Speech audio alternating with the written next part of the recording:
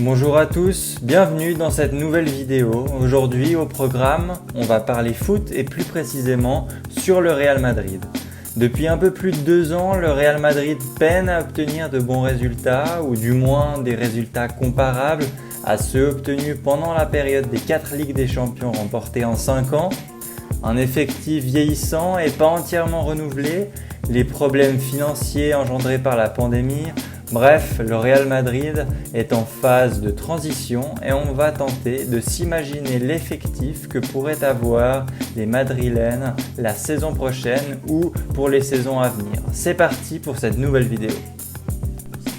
Avant de se demander quel joueur pourrait éventuellement faire partie du Real, il faudrait tout d'abord cibler les problèmes à régler.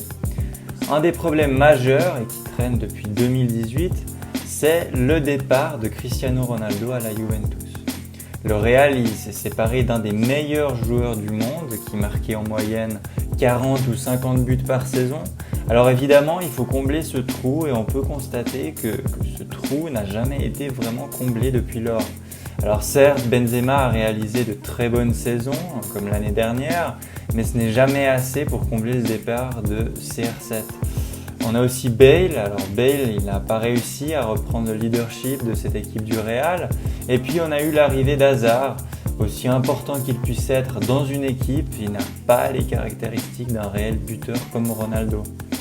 Au final, le Real a décidé de miser sur la jeunesse, ce qui est bien. Mais lorsqu'on n'a que 2 joueurs de moins de 20 ans pour porter l'attaque d'un des plus grands clubs du monde, comprenez que la tâche s'annonce plutôt compliquée. Un problème qui va aussi dans le même sens que le départ de Cristiano Ronaldo, c'est le fait qu'au fil de ces dernières années, plusieurs joueurs qui étaient des joueurs de première classe et qui formaient le banc du Real, sont partis ou soit vendus, soit prêtés. N'oublions pas que la force de Zidane et de ces 3 Ligues des Champions, c'était d'avoir 2 équipes A, entre guillemets. C'est-à-dire d'avoir un banc qui était fait de joueurs de premier rang. Des joueurs comme Morata, James, Kovacic, Llorente ou encore Keylor Navas permettaient à Zidane de faire tourner l'effectif en permanence sans pour autant avoir plus de difficultés à gagner des matchs. Un autre problème que j'aimerais évoquer, c'est le fait que les caisses du Real Madrid ne sont peut-être pas aussi bonnes qu'il y a quelques années. Évidemment, la pandémie n'a clairement pas aidé le Real et les clubs en général. Les pertes d'argent ont été conséquentes et à cela s'ajoute la rénovation du Santiago Bernabéu qui a pu aussi diminuer les finances madrilènes. Alors selon moi, c'est la conjoncture entre ces 2 dépenses qui n'a pas favorisé en fait un renouvellement de l'effectif comme on aurait pu se l'imaginer il y a 2 ans. Alors l'addition de ces 3 problèmes généraux, globaux, a fait que le Real Madrid n'a pas eu les résultats espérés après le départ de Cristiano Ronaldo en 2018.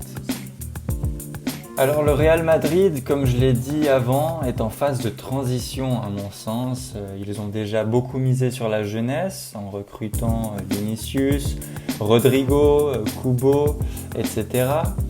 Cependant, je ne pense pas que le Real doive tout miser sur des joueurs aussi jeunes et sans expérience. Bien qu'ils aient prouvé être à la hauteur un bon nombre de fois, il me semble qu'un club comme le Real devrait se baser sur des joueurs plus expérimentés ou qui ont montré un niveau de performance plus élevé. Alors qui recruter l'été prochain ? On va repasser les noms qui sortent dans les médias ces dernières semaines, ces derniers mois. Alors voyons en premier pour la défense. On a Sergio Ramos qui est toujours le leader de la défense et de l'équipe en général. Il a montré être toujours au top de son niveau, mais attention, il a 34 ans et l'année prochaine il aura déjà 35 ans. Est-ce qu'il ne serait pas temps finalement d'assurer l'avenir pendant qu'il est encore là et que encore tout va bien entre guillemets ? Je pense sincèrement qu'il faut d'ores et déjà trouver un futur remplaçant au capitaine du Real. Mais alors qui ? Alors il semblerait que Upamecano plairait à Zidane. Pourquoi pas, c'est un jeune joueur qui a déjà évolué au plus haut niveau, notamment lors de la dernière Ligue des Champions avec le RB Leipzig. Actuellement, on entend aussi des rumeurs avec David Alaba, le joueur du Bayern Munich. Je pense que ça serait vraiment une recrue très bénéfique et très intéressante puisque c'est un joueur polyvalent et puis il est doté d'une expérience énorme. D'autant plus qu'il n'a que 28 ans et donc il a encore des années, des bonnes années devant lui. Voilà, je pense que pour la défense, déjà 2 joueurs nouveaux seraient le bienvenu pour la saison prochaine ou pour les saisons à venir. Passons maintenant au milieu. Le milieu du Real Madrid, il est vieillissant, hein. Bien que Modric et Kroos aient fait des performances de loin pas mauvaises, il faut se rendre à l'évidence que le milieu madrilène n'est pas éternel. Odegaard, le Norvégien, et Valverde semblent être déjà les joueurs du futur au milieu du terrain.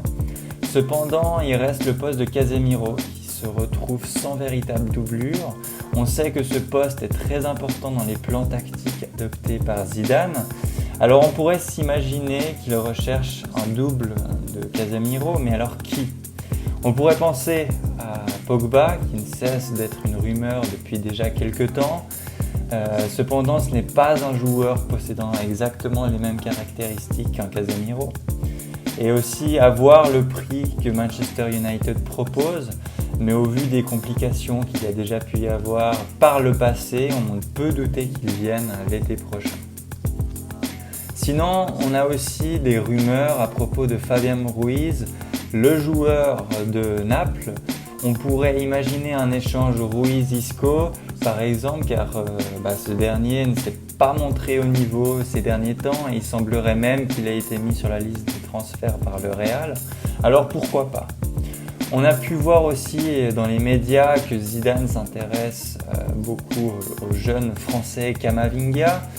Alors encore une fois, pour l'avenir, il serait évidemment très utile, mais je pense que son prix est beaucoup trop élevé pour l'année prochaine. Alors à suivre, on verra bien. Pour passer maintenant à l'attaque, on a des jeunes joueurs, Vinicius, Rodrigo, mais sont-ils vraiment au niveau du Real Madrid en ce moment ?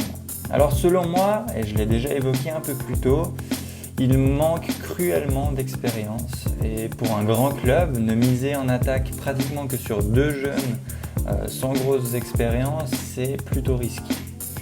Le Real se doit d'avoir plus de certitude en attaque. Évidemment, je verrais bien un Kylian Mbappé. Cela fait un bon moment qu'il semble être proche du Real, mais rien de très précis n'a filtré dans les médias pour le moment. Et du moment que Zidane est aux commandes du Real, je ne vois pas Mbappé autre part qu'à Madrid.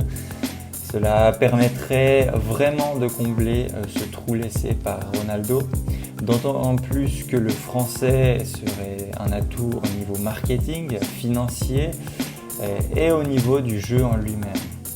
À cela, j'ajouterais Haaland, un buteur pur que le Real se doit d'avoir dans son effectif.